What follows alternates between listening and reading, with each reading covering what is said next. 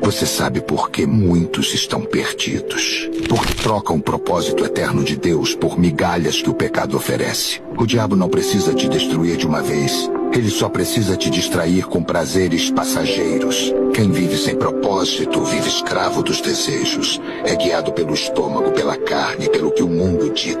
Mas aquele que encontra o chamado de Deus entende que viver é morrer para si mesmo e morrer é ganhar Cristo.